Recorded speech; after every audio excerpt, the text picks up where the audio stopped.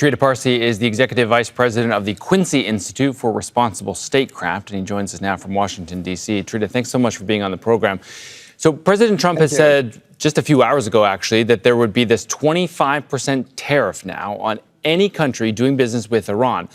I wonder, do you think that this is a sign that the U.S. is backing away from military threats or potential military action and actually shifting more toward diplomacy? It could be, but I think more than anything else, it is an effort by Trump to show that he's doing something in order to deflect criticism that he has not taken military action yet. It may end up becoming a prelude to military action. It may end up becoming an exit ramp. It all depends on what he ultimately wants to do and what the reaction of the Iranian side is to this. I don't believe that the Iranians have been begging for diplomacy. I think there's been a lot of diplomatic activity going on in the background for quite some time. It may have gotten into a more serious point at this stage. But clearly, the Iranian government did not get deterred by Trump's threat of using military force if they shot at protesters, because the clampdown by the Iranian government has been extremely bloody and intense. So let's take President Trump at his word, say this tariffs come into effect. It's not entirely clear who Iran trades with and to what extent, but we know that there are some big economies that Iran is engaged with: China, Russia, Brazil, Turkey, just to name a few. Who else might this actually affect, and what difference, I guess more importantly, would it actually make inside of Iran? Well, first of all, I think it's important to note that Trump has made threats of that kind before without necessarily following through in a consistent way. In the case of who Iran is trading with, many of them are close U.S. allies. You may mention Turkey. You're talking about Iraq. You're talking about some of the GCC countries. So, this is creating problems elsewhere for Trump if he actually wants to go through with it. So I'm not so sure if it is actually meant to be implemented or whether it is meant to look as if he's doing something while he's considering all of his options. So the Iranian foreign minister told Al Jazeera that he's been in touch with the U.S. Special Envoy Steve Witkoff and continues to be in touch with him and is actually studying some U.S. proposals here. And I just want to play with you, if I can, some sound about what the foreign minister said about his country's stance on its nuclear program. Listen. We have previously demonstrated that we are ready to build confidence regarding our nuclear program. We have never sought to acquire a nuclear weapon, nor do we seek to do so. If we had wanted to obtain a nuclear weapon, we would have had sufficient justification even during the recent war. But our policy is a principled one. We believe these weapons are inhumane and forbidden based on the fatwa of the Supreme Leader. We will not relinquish our rights to the peaceful use of nuclear energy, including enrichment, as a committed member of the Nuclear Non-Proliferation Treaty. So, do you hear anything conciliatory in that statement, or have we heard that kind of statement before from Iran? We have obviously heard that message before. The fact that it's repeated under these circumstances, however, is somewhat important, mindful of the threats that are being issued, the failure of the previous diplomacy in which the U.S. and Israel attacked Iran. I do think, however, that if diplomacy ends up just focusing on the nuclear issue, it's going to be very difficult to get it to a successful position because the two sides are too far apart and it's ended up becoming a zero-sum variable. They have to expand the pie, look at much deeper issues in order to actually generate flexibility on other variables within a larger negotiation. But if they're just going for the nuclear issue, I don't think the prospects look particularly good for diplomacy to succeed. So, Trita, in his interview with Al Jazeera, the foreign minister, Abbas Araghchi, made the case pretty extensively that these protests, he believes, are being agitated from outside of Iran. And he actually referenced specifically a tweet from former CIA director, former Secretary of State Mike Pompeo earlier this month, where he actually said, and I quote, "Happy New Year to every Iranian in the streets, also to every Mossad agent walking beside them." So does the foreign ministry, in your view, have a point?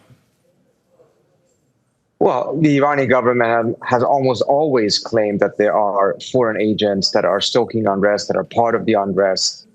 In this case, however, it's probably the first time that we see that the specific country that is most often pointed out by the Iranians are actually openly saying that they are part of the protest. Now, whether they're saying that as part of some sort of a psychological warfare vis-a-vis Iran, or whether it actually is true, is still unclear. But it is very different from past experiences because the admission is out there, not just from Israel, but as you pointed out, also from the former head of the CIA. It makes it much more difficult to dismiss what the foreign minister is saying.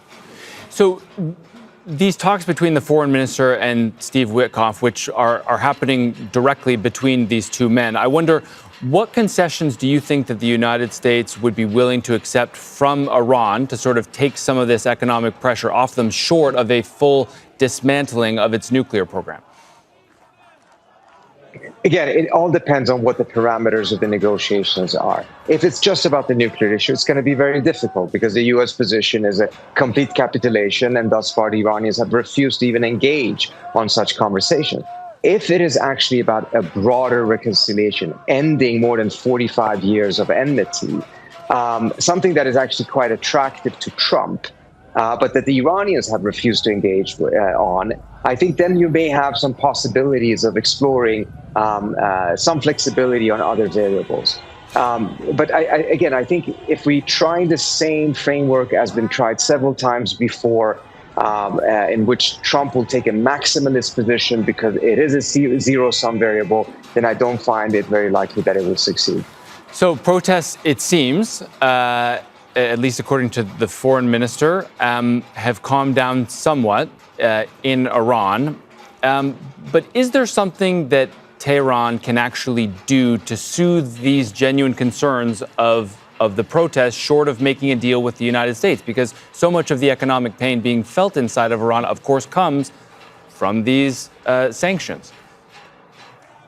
You're absolutely right. Sanctions are a significant portion of the difficulties. And even if the government fixes many of the other problems that they have themselves caused through their corruption, through their mismanagement, it is not sufficient. There absolutely has to be sanctions relief in order for the economic situation to improve. Otherwise, the Iranian government can clamp down on the protests and they may be able to quell them in the short run, but the underlying causes and variables that are fueling the unrest, that are fueling the anger, that are fueling the unhappiness of the Iranian people will remain. And for many, incidentally, at this point, even that may not be enough because they simply want to see a different system of government altogether.